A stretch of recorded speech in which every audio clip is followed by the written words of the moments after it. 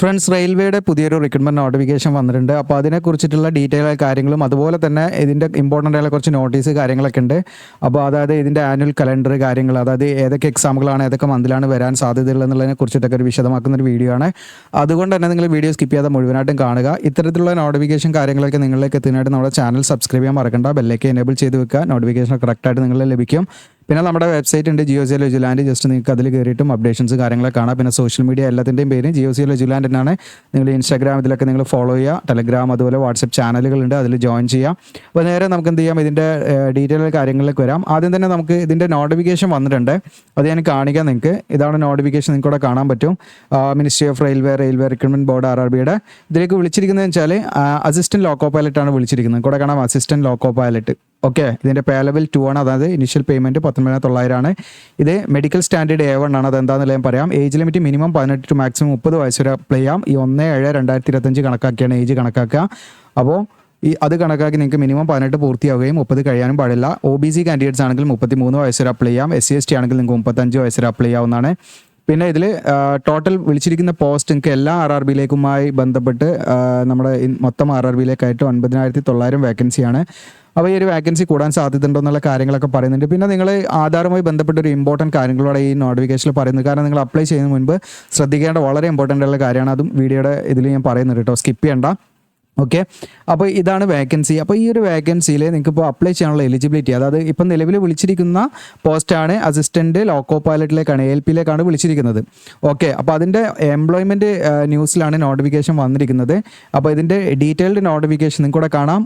Online അപേക്ഷയുടെ date employment നോട്ടീസിൽ വന്നിരിക്കുന്ന നോട്ടീസിൽ കൊടുത്തിരിക്കുന്നത് 10 ഏപ്രിൽ ആണ്. ഞാനിന്ന് വീഡിയോ ചെയ്യുന്ന ദിവസവും 10 ഏപ്രിൽ ആണ്. മേ ബി ചിലപ്പോൾ ഇന്ന് ഈവനിങ് ആയിരിക്കാം, ചിലപ്പം നാളെ ആയിരിക്കും, ചിലപ്പോൾ അങ്ങോട്ടും ഇങ്ങോട്ടും നിൽക്കുമെന്നറിയില്ല. എന്തായാലും 10 ഏപ്രിൽ ആണ് അതിൽ കൊടുത്തിരിക്കുന്നത്. ഇതുവരെ നമുക്ക് എന്താണ് ഇതിൻ്റെ ഓൺലൈൻ അപേക്ഷയുടെ സ്റ്റാർട്ട് ചെയ്തിട്ടില്ല. ഞാൻ വീഡിയോ ചെയ്യുന്ന സമയം വരെ മേ ബി ചിലപ്പോൾ ഈവനിങ് ആയിരിക്കാം. അപ്പം ഞാൻ വീഡിയോ ചെയ്യുന്നത് 10 ഏപ്രിൽ 2 മണിക്കാണ് ഞാൻ വീഡിയോ ചെയ്യുന്നത്. അപ്പോൾ ഇതിൻ്റെ ക്ലോസിംഗ് ഡേറ്റ്, ഓൺലൈൻ അപേക്ഷയുടെ ക്ലോസിംഗ് ഡേറ്റ് നിങ്ങൾക്ക് 9 മെയ് വരെ ഇതിലേക്ക് അപ്ലൈ ചെയ്യാവുന്നതാണ് ഡേറ്റ് വന്നിരിക്കുന്നത്. അപ്പോൾ ഇതിൻ്റെ ഡീറ്റെയിൽഡ് നോട്ടിഫിക്കേഷനും വന്നിട്ടില്ല RRBയുടെ സൈറ്റിൽ. അപ്പോൾ അത് മേ ബി ഇന്ന് ഈവനിങ് ആയിരിക്കാം, മേ ബി ചിലപ്പോൾ അത് അപ്ഡേറ്റ് ചെയ്യുക. അപ്പോൾ അതുവരെ നമുക്ക് എന്തായാലും കാത്തു നിൽക്കാം. എന്തായാലും ഞാൻ അതിൻ്റെ വീഡിയോ ചെയ്യാൻ കാരണം ഇതിനെ കുറച്ച് ഇമ്പോർട്ടൻ്റ് കാര്യങ്ങൾ നിങ്ങളെ ശ്രദ്ധയിൽപ്പെടുത്തുന്നതിന് വേണ്ടിയിട്ടും, പിന്നെ കുറേ ഉദ്യോഗാർത്ഥികൾ ഇത് വന്നിട്ടുണ്ടോ എന്നുള്ള കാര്യങ്ങൾ ചോദിച്ചിട്ടുണ്ട്. അപ്പോൾ നിലവിൽ അതിൻ്റെ ഡീറ്റെയിൽഡ് നോട്ടിഫിക്കേഷൻ RRB പബ്ലിഷ് ചെയ്തിട്ടില്ല. ഇതിൻ്റെ ഷോർട്ട് നോട്ടിഫിക്കേഷനാണ്, അത് എംപ്ലോയ്മെൻറ്റ് ന്യൂസിലാണ് വന്നിരിക്കുന്നതെന്ന് പ്രത്യേകം നിങ്ങൾ ശ്രദ്ധിക്കുക. അത് എംപ്ലോയ്മെൻറ്റ് ന്യൂസിൽ പ്രകാരം ഇന്ന് ഈവനിങ് അല്ലെങ്കിൽ 10 ഏപ്രിൽ ആണ് അവർ പറഞ്ഞിരിക്കുന്നത്. 10 ഏപ്രിലാണ് നമുക്ക് പ്രതീക്ഷിക്കാവുന്നത്. ചിലപ്പോൾ ഇന്നായിരിക്കാം, ചിലപ്പോൾ നാളെ ആയിരിക്കാം. ഓക്കെ, എന്തായാലും ഇതിൻ്റെ നോട്ടിഫിക്കേഷൻ എന്തായാലും നിങ്ങൾക്ക് ഈ ഒരു 2 ദിവസത്തിൻ്റെ ഉള്ളിൽ തന്നെ വരും. നമുക്ക് അപ്ലൈ ചെയ്യാനുള്ള സ്റ്റാർട്ടിംഗ് ഡേറ്റും വരും എന്നുള്ളതാണ് നിങ്ങൾ മനസ്സിലാക്കേണ്ടത്. അപ്പോൾ 9,900 വേക്കൻസിയാണ് ടോട്ടൽ വേക്കൻസി. അപ്പോൾ വേക്കൻസി കൂടാനുള്ള കാര്യങ്ങളൊക്കെ ഞാൻ പറയാം. അത് മാത്രമല്ല, നിങ്ങൾ പ്രത്യേകം ശ്രദ്ധിക്കേണ്ട ഒരു കാര്യമുണ്ട്.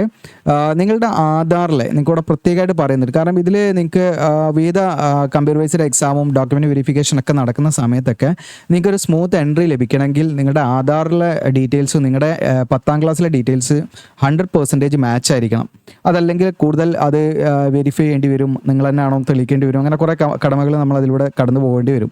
അപ്പോൾ അത് എളുപ്പമാകാനായിട്ട് ഞാൻ നിങ്ങളോട് സജസ്റ്റ് ചെയ്യുന്നൊരു കാര്യം, നിങ്ങൾ ഓൾറെഡി RRBയിൽ അപ്ലൈ ചെയ്താലും ഇനി അപ്ലൈ ചെയ്തിട്ടില്ലെങ്കിലും ഒക്കെ നിങ്ങൾ ശ്രദ്ധിക്കേണ്ട കാര്യം, നിങ്ങളുടെ ആധാറിൻ്റെ ഡീറ്റെയിൽസ്, ആധാർ കാർഡിൽ നിങ്ങളുടെ പേര് എങ്ങനെയാണോ, നിങ്ങളുടെ ഡേറ്റ് ഓഫ് ബർത്ത് എങ്ങനെയാണോ, ഓക്കെ, അത് നിങ്ങളുടെ SSLCയിലെ നിങ്ങളുടെ പേരും ഡേറ്റ് ഓഫ് ബർത്തിനും 100% മാച്ച് ആയിരിക്കണം. അത് നിങ്ങൾ കൃത്യത വരുത്തുക. അപ്പോൾ അതെങ്ങനെ കൃത്യത വരുത്താമെന്ന് വെച്ചാൽ, നിങ്ങൾ അക്ഷയ കേന്ദ്രങ്ങളിൽ പോയിട്ട് നിങ്ങൾ ആധാർ നിങ്ങൾക്ക് അപ്ഡേറ്റ് ചെയ്യാം. ഓക്കെ, അപ്പോൾ നിങ്ങളുടെ SSLC ബുക്കിൽ എങ്ങനെയാണോ നിങ്ങളുടെ പേര്, വിത്ത് ഇനീഷ്യലാണ്, ഇനീഷ്യലോട് കൂടി, അല്ലെങ്കിൽ ഇനീഷ്യൽ ഇല്ലാതെ പേര് മാത്രമാണെങ്കിൽ അങ്ങനെ കൊടുക്കാം. ഡേറ്റ് ഓഫ് ബർത്ത് എങ്ങനെയാണോ അതേപോലെ കൊടുക്കാം. നിങ്ങളുടെ 10ാം ക്ലാസ്സിലെ മാർക്ക് ഷീറ്റിൽ എങ്ങനെയാണോ, SSLC സർട്ടിഫിക്കറ്റിൽ എങ്ങനെയാണോ ഡീറ്റെയിൽസ്, അതേപോലെ നിങ്ങൾ എന്ത് ചെയ്യുക, ആധാർ കാർഡിലെ ഡീറ്റെയിൽസ് ആക്കിയിട്ട് കൊടുക്കുക. ഓക്കെ, അപ്പോൾ ആധാർ കാർഡിൽ നമുക്ക് ചേഞ്ച് വരുത്താൻ പറ്റും. അപ്പോൾ നിങ്ങൾ എളുപ്പത്തിൽ നമുക്ക് ചേഞ്ച് വരുത്താൻ പറ്റും ആധാർ കാർഡിൻ്റെ. അപ്പോൾ അത് നിങ്ങൾ എന്ത് ചെയ്യുക, ഈ അക്ഷയ കേന്ദ്രങ്ങളിൽ പോയി നിങ്ങളത് അന്വേഷിച്ചിട്ട് അത് അപ്ഡേറ്റ് ചെയ്യുക. ഓക്കെ, അപ്പോൾ എന്തെങ്കിലും നിങ്ങളത് മാച്ച് ചെയ്യുന്നില്ലെങ്കിൽ അത് അപ്ഡേറ്റ് ചെയ്യുക. അത് നിങ്ങൾ ആദ്യം ശ്രദ്ധിക്കേണ്ട ഒരു കാര്യമാണ്. നമ്മൾ നിസ്സാരമായിട്ട് കാണുന്ന കാര്യമാണെങ്കിലും നമുക്ക് എക്സാമിനൊക്കെ പോകുന്ന സമയത്തായിരിക്കും നമുക്ക് അതിൻ്റെ കോംപ്ലിക്കേഷൻ വരിക. അപ്പോൾ അത് പ്രത്യേകം ശ്രദ്ധിക്കുക. അപ്പോൾ ഞാൻ പറഞ്ഞ കാര്യം, നിങ്ങളുടെ SSLC ബുക്കിൽ എങ്ങനെയാണോ നിങ്ങളുടെ പേര്, എങ്ങനെയാണോ നിങ്ങളുടെ ഡേറ്റ് ഓഫ് ബർത്ത്, ഇത് നിങ്ങൾ എന്ത് ചെയ്യുക, ആധാർ കാർഡിലും അതേപോലെ നിങ്ങൾ എന്ത് ചെയ്യുക, നിങ്ങളുടെ പേരും ഡേറ്റ് ഓഫ് ബർത്തും ആക്കി മാറ്റുക, എഡിറ്റ് ചെയ്ത് മാറ്റുക. അതാണ് നമ്മൾ ആദ്യം ചെയ്യേണ്ട കാര്യം. ഓക്കെ, അതോടൊപ്പം തന്നെ നിങ്ങളിപ്പം ഇനിയിപ്പം നമ്മുടെ പേരിലോ അല്ലെങ്കിൽ ഡേറ്റ് ഓഫ് ബർത്തിലോ ഒന്നും വ്യത്യാസമൊന്നുമില്ല, രണ്ടും മാച്ച് ചെയ്യുന്നുണ്ട് വിചാരിക്കാം, 100% മാച്ച് ചെയ്യുന്നുണ്ട് വിചാരിക്കാം. അതോടൊപ്പം തന്നെ നിങ്ങൾ ചിലപ്പം ചെറിയ പ്രായത്തിൽ ആധാർ കാർഡ് എടുത്തതായിരിക്കും. അപ്പോൾ നിങ്ങളുടെ ഫോട്ടോ ഒക്കെ എന്താണ് പഴയ ഫോട്ടോ ആയിരിക്കാം. ഓക്കെ, അതുപോലെ നമ്മുടെ ബയോമെട്രിക് ഡീറ്റെയിൽസും കാര്യങ്ങളൊക്കെ എന്താണ് നമ്മൾ അന്ന് എടുത്തതായിരിക്കാം. അപ്പോൾ അത് നിങ്ങൾ എന്ത് ചെയ്യുക, പഴയതാണെങ്കിൽ നിങ്ങൾ ഈ അടുത്തൊന്നും 2025 അത് അപ്ഡേറ്റ് ചെയ്തിട്ടില്ലെങ്കിൽ നിങ്ങൾ ആധാർ സെൻറ്ററിൽ പോയിട്ട് അവിടെ ഈ അക്ഷയ സെൻറ്ററിൽ പോയിട്ട് നിങ്ങൾക്ക് എന്ത് ചെയ്യുക, അത് അപ്ഡേറ്റ് ചെയ്യാം. അതായത് നിങ്ങളെ ലേറ്റസ്റ്റ് ഫോട്ടോ വെക്കാം, അതുപോലെ ബയോമെട്രിക് ഡീറ്റെയിൽസ് ഫിംഗർ പ്രിൻറ്റ്സും ഐറിഷും ഒക്കെ നിങ്ങൾക്ക് എന്ത് ചെയ്യുക, ഒന്ന് അപ്ഡേറ്റ് ചെയ്യാം. ഓക്കെ, അപ്പോൾ അത് അപ്ഡേറ്റ് ചെയ്തും വെച്ച് കഴിഞ്ഞാൽ നിങ്ങൾക്ക് വേറെ ഇഷ്യൂസോ കാര്യങ്ങളൊന്നും ഉണ്ടാവില്ല. അപ്പോൾ അത് നിങ്ങൾ ചെയ്തിട്ടില്ലെങ്കിൽ ആദ്യം നിങ്ങൾ അക്ഷയ സെൻറ്ററിൽ പോയിട്ട് ആ കാര്യങ്ങളൊക്കെ ഒന്ന് ചെയ്ത് റെഡിയാക്കി വെക്കാം. ഓക്കെ, അപ്പോൾ ഇതാണ് നമ്മൾ ഈ ഒരു നോട്ടിഫിക്കേഷനുമായി ബന്ധപ്പെട്ട് പറയാനുള്ളത്. ഇനി ഇതിൽ വേക്കൻസി കൂടോ കുറയോ എന്നുള്ള കാര്യങ്ങളാണ്. അപ്പോൾ ഇതിൻ്റെ ആനുവൽ കലണ്ടറൊക്കെ ഞാൻ വരാം കേട്ടോ, അതിലേക്ക് വരാം. ഏതൊക്കെ എക്സാമുകൾ ഇനി വിളിക്കുമെന്നുള്ള കാര്യങ്ങളൊക്കെ പറയാം. അപ്പോൾ ഇവിടെ നിങ്ങൾക്ക് കാണാം, ഇതിൻ്റെ 2024 നമുക്ക് വന്നിരിക്കുന്ന നോട്ടിഫിക്കേഷൻ ഉണ്ടല്ലോ, ആ നോട്ടിഫിക്കേഷൻ പ്രകാരം അന്ന് വിളിച്ചിരുന്ന വേക്കൻസി 5696 ആയിരുന്നു. അതിൻ്റെ ഒഫീഷ്യൽ നോട്ടിഫിക്കേഷൻ ഞാൻ കാണിക്കാം. ഇതാണ് 2024 ഫസ്റ്റ് വന്ന അസിസ്റ്റൻറ്റ് ലോക്കോ പൈലറ്റിൻ്റെ നോട്ടിഫിക്കേഷനാണ്. ഇവിടെ കാണാൻ നിങ്ങൾക്ക് 20/1, അതായത് ജനുവരി 20 നോട്ടിഫിക്കേഷൻ വന്നത്. അപ്പോൾ അന്ന് ഇവിടെ നോട്ടിഫിക്കേഷനിൽ 5696 വേക്കൻസിയാണ് വന്നിരുന്നത്. പിന്നീട് അതെന്ത് ചെയ്തു, അതിൽ അപ്ഡേഷൻ വന്നു, അത് മാറ്റിയിട്ട് നിൽക്കണം 18,799 വേക്കൻസിയിലേക്ക് അത് മാറി, വേക്കൻസി കൂട്ടി. ഓക്കെ, അത് എത്ര മടങ്ങ് നിങ്ങൾ ആലോചിച്ച് നോക്കൂ. അതായത് 5696 ഉള്ളത് 18,799 വേക്കൻസിയിലേക്ക് അത് വർദ്ധിച്ചു. അപ്പോൾ വേക്കൻസി കൂടാനൊക്കെ ഇനിയും സാധ്യതയുണ്ട്, ഇതുപോലൊക്കെ തന്നെ വേക്കൻസി കൂടാനൊക്കെ സാധ്യതയുണ്ട് എന്നുള്ളത് മനസ്സിലാക്കുക. ഇപ്പം നിലവിൽ നമുക്ക് വിളിച്ചിരിക്കുന്നത് 9,900 വേക്കൻസിയാണ്. ഓക്കെ, അപ്പോൾ എത്ര കൂടുന്നൊന്നും പറയാൻ പറ്റില്ല. വേക്കൻസി മേ ബി അതെന്ത് ചെയ്യാം, കൂടാം കുറയാം, അത് എന്ത് സംഭവിക്കാം അതിൽ. അപ്പോൾ അത് വേരിയേഷൻ വരും എന്നുള്ളത് നിങ്ങൾ മനസ്സിലാക്കുക. ഓക്കെ, അപ്പോൾ അതാണ് അതിനെക്കുറിച്ച് പറയാനുള്ളത്. പിന്നെ A1 മെഡിക്കൽ സ്റ്റാൻഡേർഡ് A1 ആണെന്ന് ഞാൻ പറഞ്ഞു. ഓക്കെ, അപ്പോൾ ഇതിൽ മെഡിക്കൽ സ്റ്റാൻഡേർഡ് A1 എന്ന് പറഞ്ഞാൽ ഒന്നുമില്ല, നിങ്ങൾക്ക് നിങ്ങളുടെ വിഷൻ നിങ്ങൾക്ക് ഈ പറയുന്ന 6/6 ഉണ്ടായിരിക്കണം, വിത്തൗട്ട് നമ്മൾ ഈ പറയുന്ന എന്താണ് കണ്ണടയോ അല്ലെങ്കിൽ ലെൻസൊന്നും ഉപയോഗിക്കാൻ പാടില്ല എന്നുള്ളതാണ് നിങ്ങൾ മനസ്സിലാക്കേണ്ടത്. ഓക്കെ, ഇതൊന്ന് ഡിലീറ്റ് ചെയ്യട്ടെ. യെസ്, അപ്പോൾ ഇവിടെ A1 ആണ് മെഡിക്കൽ സ്റ്റാൻഡേർഡ്. അപ്പോൾ അതിൻ്റെ ഡീറ്റെയിൽ ആയിട്ടുള്ള കാര്യങ്ങൾ അതിൻ്റെ നമുക്ക് പഴയ നോട്ടിഫിക്കേഷനിൽ അത് പറയുന്നുണ്ട്, എടുത്തിട്ട് കാണിക്കാം ഞാൻ. ഓക്കെ, പഴയ നോട്ടിഫിക്കേഷനിൽ അതായത് 2024 വന്ന നോട്ടിഫിക്കേഷൻ ഫസ്റ്റ് വന്ന് A1 ഫിസിക്കലി നമ്മൾ ഫിറ്റ് ആയിരിക്കണം, അത് വേറെ കണ്ടീഷൻ. അതുപോലെ ഡിസ്റ്റൻറ്റ് വിഷൻ നിങ്ങൾക്ക് അവിടെ കാണാം 6/6 തന്നെ ആയിരിക്കണം. ഓക്കെ, അതായത് കംപ്ലീറ്റ് വിഷൻ നിങ്ങൾക്ക് ഉണ്ടായിരിക്കണം, വിത്തൗട്ട് ഗ്ലാസ് ആണ് പറയുന്നത്. അത് നിങ്ങൾക്ക് യാതൊരുവിധ കണ്ണടയോ ലെൻസോ ഒന്നും ഉപയോഗിക്കാതെ നിങ്ങൾക്ക് എന്താണ് ഈ പറയുന്ന 6/6 വിഷൻ ഉണ്ടായിരിക്കണം എന്നുള്ളതാണ് കേട്ടോ. അപ്പോൾ ഗ്ലാസ് ഉപയോഗിക്കാതെ 6/6 എന്നുള്ള രണ്ട് കണ്ണിനും 6/6 ഉണ്ടായിരിക്കണം എന്നുള്ളതാണ്. അപ്പോൾ അതൊക്കെ നോക്കുക. നിയർ വിഷൻ ആണെങ്കിൽ 0.6 ആണ് പറയുന്നത്, അതും വിത്തൗട്ട് ഗ്ലാസ് ആണ് പറയുന്നത് കേട്ടോ. പിന്നെ അതുപോലെ തന്നെ കളർ വിഷനും ബൈനോക്കുലർ വിഷൻ ഇങ്ങനെയുള്ള ഫീൽഡ് ഓഫ് വിഷൻ ഇതൊക്കെ കുറേ ടെസ്റ്റ് കാര്യങ്ങളൊക്കെ ഉണ്ടാവും, അതൊക്കെ നമ്മൾ പാസ്സാകുന്ന സമയത്ത് കേട്ടോ. അപ്പോൾ നിങ്ങൾക്ക് അങ്ങനെയുള്ള ഇഷ്യൂസ് ഒന്നും ഉണ്ടാകാൻ പാടില്ല എന്നുള്ള ആദ്യം നമ്മൾ മനസ്സിലാക്കി വെക്കാം. ഓക്കെ, അപ്പോൾ ഈ ഒരു നോട്ടിഫിക്കേഷനിൽ നമുക്കിപ്പം ഇന്നോ നാളെയോ ആയിട്ടോ തീർച്ചയായിട്ടും അത് ഓപ്പൺ ആകാൻ സാധ്യതയുണ്ട്. എംപ്ലോയ്മെൻറ്റ് ന്യൂസിൽ വന്നിരിക്കുന്ന പ്രകാരം ഇന്നാണ് ഓൺലൈൻ അപേക്ഷ സ്റ്റാർട്ട് ചെയ്യുന്നത്. ഇന്ന് സ്റ്റാർട്ട് ആണെങ്കിൽ ഇന്ന് തന്നെ നമ്മൾ അതിൻ്റെ വീഡിയോസ് ചെയ്യും. ഇനി നാളെ ആണെങ്കിൽ നാളെ നമ്മൾ അതിൻ്റെ വീഡിയോസ് ചെയ്യും. ഓൺലൈൻ അപേക്ഷയുടെ ക്ലോസിംഗ് ഡേറ്റ് 9 മെയ് ആണെന്ന് പ്രത്യേകം ശ്രദ്ധിക്കുക. അപ്പോൾ അസിസ്റ്റൻറ്റ് ലോക്കോ പൈലറ്റിലേക്ക് എലിജിബിലിറ്റി എന്താണെന്നുള്ളത് നമുക്ക് നോക്കാം. അത് നമുക്ക് പഴയ നോട്ടിഫിക്കേഷൻ റെഫറൻസ് ആയിട്ട് എടുക്കാം. ഓക്കെ, പഴയ നോട്ടിഫിക്കേഷനിൽ തന്നെ അതിൻ്റെ ഡീറ്റെയിൽ ആയിട്ടുള്ള കാര്യങ്ങൾ പറയുന്നുണ്ട്. അതായത് എഡ്യൂക്കേഷൻ ക്വാളിഫിക്കേഷൻ ഒന്നെങ്കിൽ നിങ്ങൾക്ക് ഇതിലേക്ക് അപ്ലൈ ചെയ്യാം, അസിസ്റ്റൻറ്റ് ലോക്കോ പൈലറ്റിലേക്ക് അപ്ലൈ ചെയ്യാൻ നിങ്ങൾക്കൂടെ കാണാം 10ാം ക്ലാസ് പാസ്സായിരിക്കാം. ഓക്കെ, മെട്രിക്കുലേഷൻ അല്ലെങ്കിൽ SSLC 10ാം ക്ലാസ് പാസ്സായിരിക്കുക, പ്ലസ് അതിൻ്റെ കൂടെ IT വേണം. IT ഏതൊക്കെ ട്രേഡ് പറ്റും, NCVT ആണെങ്കിൽ SCVT ആണെങ്കിലും ഒക്കെ പറ്റും കേട്ടോ. അപ്പോൾ ഒന്നാമത്തെ ക്വാളിഫിക്കേഷൻ നിങ്ങൾക്ക് പല രീതിയിൽ ഇതിലേക്ക് അപ്ലൈ ചെയ്യാം. അത് ഡിപ്ലോമ വെച്ച് അപ്ലൈ ചെയ്യാം, ഡിഗ്രി വെച്ച് അപ്ലൈ ചെയ്യാം, അതിൻ്റെ കാര്യങ്ങൾ പറയാം. ഒന്നാമത്തെ ക്വാളിഫിക്കേഷൻ എന്ന് പറയുന്നത് നിങ്ങൾക്ക് SSLC. ഓക്കെ, SSLC അതല്ലെങ്കിൽ 10ാം ക്ലാസ്, CBSE ആണെങ്കിൽ CBSE, ഇനി അതാണ് 10th സ്റ്റാൻഡേർഡ്, അതാണ് ഉദ്ദേശിക്കുന്നത്. പ്ലസ് അതിൻ്റെ കൂടെ നിങ്ങൾക്ക് IT ആണ്, NCVT ആണെങ്കിൽ SCVT ആണെങ്കിലും പറ്റും. ഓക്കെ, IT ഏതൊക്കെ ട്രേഡ് ഇവിടെ പറ്റുന്നു വ്യക്തമായിട്ട് ഇവിടെ പറയുന്നുണ്ട്. ഫിറ്റർ, ഇലക്ട്രീഷ്യൻ, ഇൻസ്ട്രുമെൻറ്റ് മെക്കാനിക്ക്, അതുപോലെ മിൽറൈറ്റ്, അതല്ലെങ്കിൽ മെയിൻ്റനൻസ് മെക്കാനിക്ക്, അതല്ലെങ്കിൽ mechanic radio and TV, then electronics mechanic, then mechanic motor vehicle, wireman, then tractor mechanic, then amateur and coil winder, then mechanic diesel, then heat engine അല്ലെങ്കിൽ turner, അല്ലെങ്കിൽ machinist, അല്ലെങ്കിൽ refrigeration and air conditioning mechanic. ഈ പറഞ്ഞിരിക്കുന്ന ഏതെങ്കിലും ഒരു ട്രേഡിൽ നിങ്ങൾക്ക് IT ഉണ്ടെങ്കിൽ നിങ്ങൾക്ക് ഇതിലേക്ക് അപ്ലൈ ചെയ്യാം, 10ാം ക്ലാസ്സും ITയും. ഇനി അതല്ലെങ്കിൽ മറ്റൊരു രീതിയിൽ ആർക്ക് അപ്ലൈ ചെയ്യാമെന്ന് വെച്ചാൽ നിങ്ങൾക്ക് രണ്ടാമത്തെ രീതിയാണ്, നിങ്ങൾക്ക് 10ാം ക്ലാസ് SSLC അല്ലെങ്കിൽ 10th. ഓക്കെ, SSLC അല്ലെങ്കിൽ 10th പ്ലസ് അതിൻ്റെ കൂടെ നിങ്ങൾ ഈ മുകളിൽ പറഞ്ഞിരിക്കുന്ന അതായത് ഈ മുകളിൽ പറഞ്ഞിരിക്കുന്ന ഇവിടെ കുറേ ട്രേഡ് പറഞ്ഞില്ലേ, ഈ അതത് ട്രേഡുകളിൽ നിങ്ങൾ അപ്രൻറ്റിസ്ഷിപ്പ് കംപ്ലീറ്റ് ചെയ്തവരാണെങ്കിൽ ഓക്കെ, അപ്രൻറ്റീഷിപ്പ് കംപ്ലീറ്റ് ചെയ്തവരാണെങ്കിൽ അത് വെച്ച് അപ്ലൈ ചെയ്യാം. അവിടെ നിങ്ങൾക്ക് IT ആവശ്യമില്ല. അപ്പോൾ നമ്മുടെ റെയിൽവേയിൽ തന്നെ അപ്രൻറ്റീഷിപ്പ് വിളിക്കാറുണ്ട്. അപ്പോൾ അത് നിങ്ങൾക്ക് ഇപ്പോൾ ഈ ALPയിലൊക്കെ അപ്ലൈ ചെയ്യാൻ താല്പര്യപ്പെടുന്നുണ്ടെങ്കിൽ നിങ്ങൾക്ക് IT തന്നെ എടുക്കണമെന്നില്ല. അപ്പോൾ ഈ രീതിയിൽ നിങ്ങൾക്ക് ചിന്തിക്കാവുന്നതാണ്.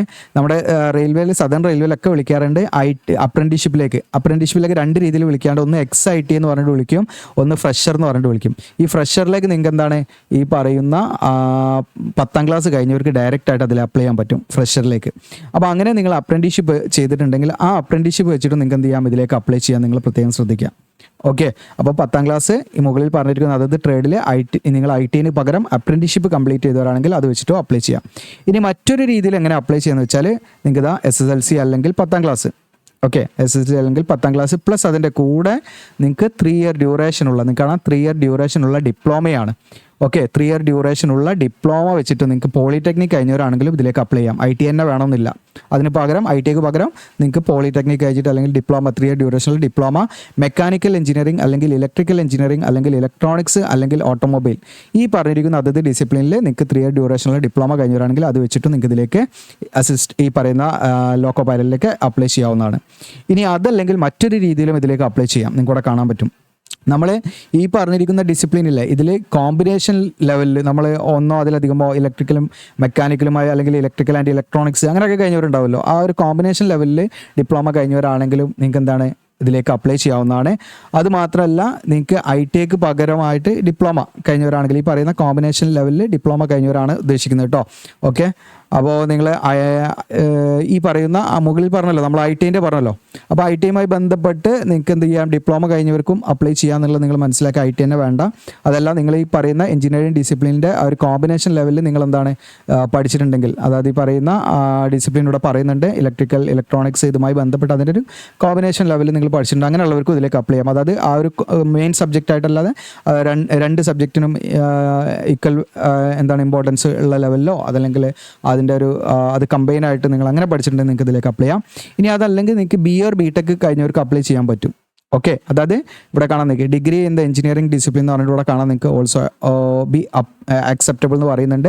അത് നമ്മുടെ ഡിപ്ലോമക്ക് പകരമായിട്ട്. അപ്പോൾ ഇവിടെ ഡിപ്ലോമ പറഞ്ഞിരിക്കുന്ന മെക്കാനിക്കൽ ഇലക്ട്രിക്കൽ അതുപോലെ ഇലക്ട്രോണിക്സ് അല്ലെങ്കിൽ ഓട്ടോമൊബൈൽ എഞ്ചിനീയറിംഗുമായി ബന്ധപ്പെട്ട് നിങ്ങൾ BE or BTech പഠിച്ചിട്ടുണ്ടെങ്കിൽ, എഞ്ചിനീയറിംഗ് ഗ്രാജുവേഷൻ പഠിച്ചിട്ടുണ്ടെങ്കിൽ അങ്ങനെയുള്ളവർക്ക് എന്ത് ചെയ്യാം, ഈ പറയുന്ന പോസ്റ്റിലേക്ക് അപ്ലൈ ചെയ്യാം. ആ ഡിപ്ലോമക്ക് പകരമായിട്ട് അതിന് അത്തരം ക്വാളിഫിക്കേഷൻ ആക്സെപ്റ്റ് ചെയ്യുന്നുണ്ട്. ഓക്കെ, അപ്പോൾ ഇത്രയുമാണ് ഇതിൻ്റെ എലിജിബിലിറ്റി എന്ന് പറയുന്നത്. അപ്പോൾ നിങ്ങൾ മനസ്സിലാക്കേണ്ടത് ഞാനൊന്ന് ഷോർട്ടാക്കി പറയാം. ഒന്നെങ്കിൽ നിങ്ങൾക്ക് SSLC പാസ്സായിരിക്കും, എല്ലാത്തിലേക്കും നിങ്ങൾക്ക് അത് പ്രത്യേകം ശ്രദ്ധിക്കുക. SSLC പ്ലസ് അതിൻ്റെ കൂടെ ഒന്നെങ്കിൽ ITI, ഓക്കെ, അത് ഈ പറഞ്ഞിരിക്കുന്ന ട്രേഡുകളായിരിക്കണം.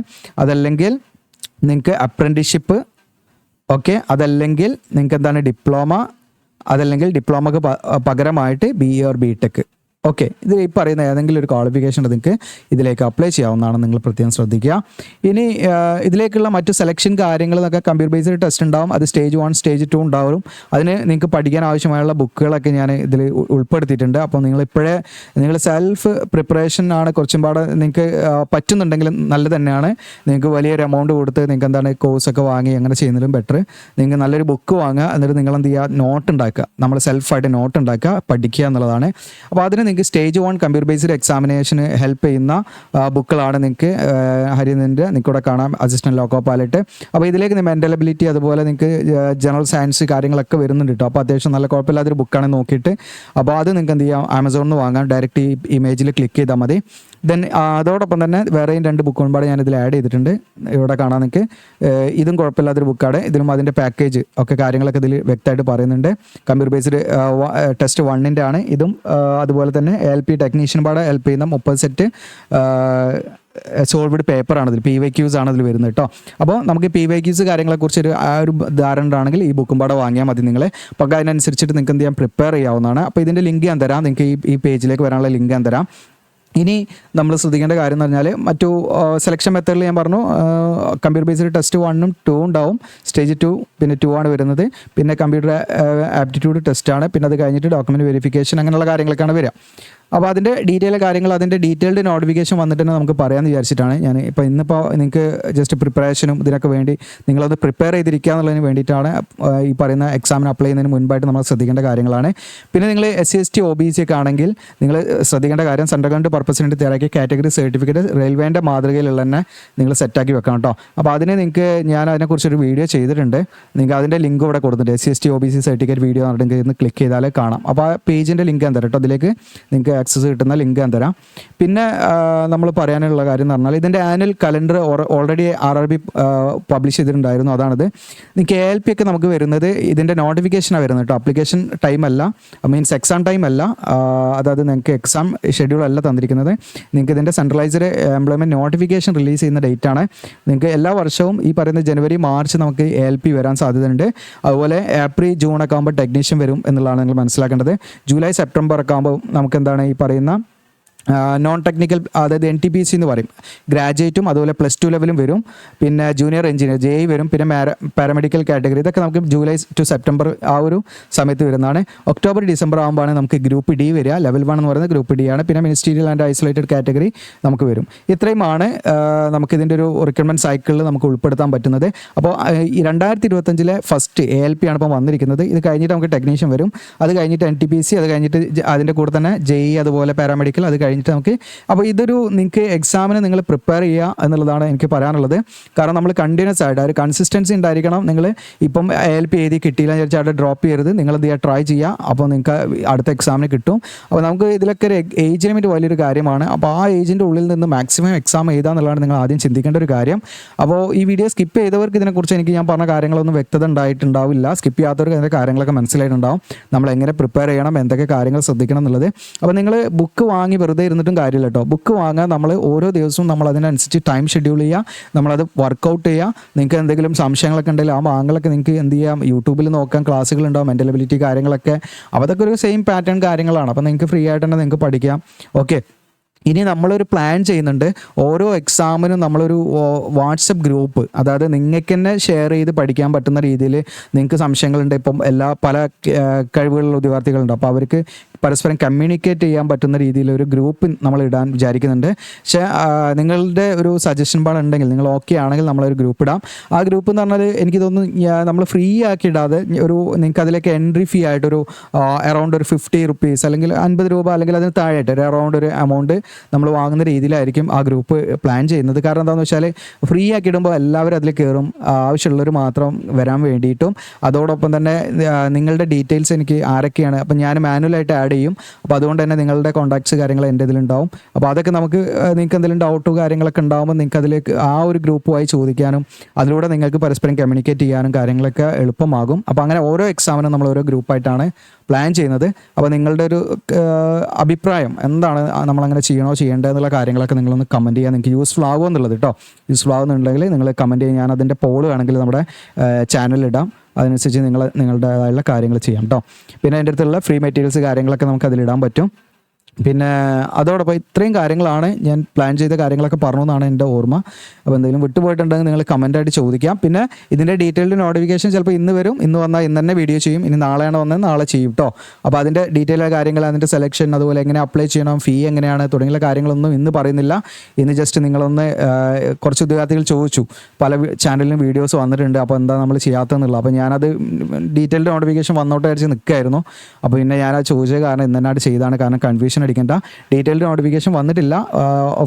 ഒഫീഷ്യലി അവർ പറഞ്ഞിരിക്കുന്നത് 10 ഏപ്രിൽ ആണെങ്കിലും നമുക്ക് വെയിറ്റ് ചെയ്യാൻ, ചിലപ്പോൾ ഇന്ന് ഈവനിങ് ആയിരിക്കാം. ഓക്കെ, അപ്പോൾ ഇത്രയും കാര്യങ്ങളാണ് നിങ്ങൾ ശ്രദ്ധിക്കേണ്ട കാര്യങ്ങളുണ്ട്. ആധാർ ഇതൊക്കെ റെഡിയാക്കി വെക്കുക. അപ്ലൈ ചെയ്യുന്നതിന് മുൻപ് കാറ്റഗറി സർട്ടിഫിക്കറ്റ് ഒക്കെ സെറ്റാക്കി വെക്കുക.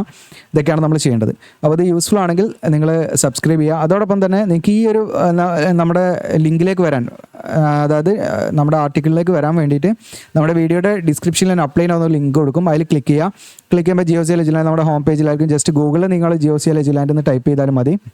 നിങ്ങൾക്ക് ഈ പേജിൽ വന്നാൽ ലേറ്റസ്റ്റ് ജോബ്സ് കിട്ടാൻ RRB ALP റിക്രൂട്ട്മെൻറ്റ് കാണാം. അതിൽ ക്ലിക്ക് ചെയ്യാം. ഓക്കെ, അതിൽ ക്ലിക്ക് ചെയ്ത് കഴിഞ്ഞാൽ ഈ പേജ് വരും. ഇവിടെ നിങ്ങൾക്ക് കാണാൻ താഴെ സ്ക്രോൾ ഡൗൺ ചെയ്താൽ ഇവിടെ ആ ബുക്ക് ലോഡ് ഔട്ടോ, നമുക്ക് കുറച്ച് ലോഡിംഗ് ടൈം ഉണ്ടാവും. ഈ ബുക്ക് ജസ്റ്റ് ഇതിൽ ക്ലിക്ക് ചെയ്താൽ നിങ്ങൾക്ക് ആമസോണിൽ നിന്ന് വാങ്ങാം. റിട്ടേൺ പോളിസി ഒക്കെ ഉണ്ടാവും, നിങ്ങൾക്ക് റിട്ടേൺ ചെയ്യാൻ നിങ്ങൾക്ക് ഓക്കെ അല്ലെങ്കിൽ. ഞാൻ നോക്കിയത് അതിൻ്റെ ഇൻഡെക്സ് ഒക്കെ നോക്കി, അപ്പോൾ അതിൽ അത്യാവശ്യം എല്ലാ ടോപ്പിക്കും കവർ ചെയ്യുന്നുണ്ട്, അതുകൊണ്ടാണ് ഇത് സജസ്റ്റ് ചെയ്തത്. അതോടൊപ്പം താഴെ സ്ക്രോൾ ഡൗൺ ചെയ്താൽ ഇവിടെയും 2 ബുക്ക് ആഡ് ചെയ്തിട്ടുണ്ട്. അപ്പോൾ നിങ്ങൾക്ക് PYQs കാര്യങ്ങളൊക്കെയാണ് ഇതിൽ വരുന്നത്. അപ്പോൾ ഇത് 2 ബുക്കിൽ ഏതെങ്കിലും നല്ലൊരു ബുക്ക് നോക്കിയിട്ട് നിങ്ങളുടെ ഐഡിയക്ക് അനുസരിച്ചിട്ട് വാങ്ങുക, എന്നിട്ട് അതനുസരിച്ച് പ്രിപ്പയർ ചെയ്യുക. ഓക്കെ, അപ്പോൾ കഴിഞ്ഞ പ്രാവശ്യം എഴുതിയവരും എഴുതാത്തവരും ഒക്കെ ഉണ്ടാകാം. അപ്പോൾ ആരാണെങ്കിലും നിങ്ങൾക്ക് സെൽഫായിട്ട് പ്രിപ്പയർ ചെയ്യാവുന്ന കാര്യങ്ങളൊക്കെ തന്നെ ഉള്ളൂ. അപ്പോൾ അതിനനുസരിച്ച് നിങ്ങൾ പ്രിപ്പയർ ചെയ്യുക എന്നുള്ളതാണ്. അപ്പോൾ ഇത് മാക്സിമം നിങ്ങളുടെ കൂട്ടുകാരിലേക്ക് ഷെയർ ചെയ്യാനും മറക്കണ്ട, സബ്സ്ക്രൈബ് ചെയ്യാനും മറക്കണ്ട. Thank you.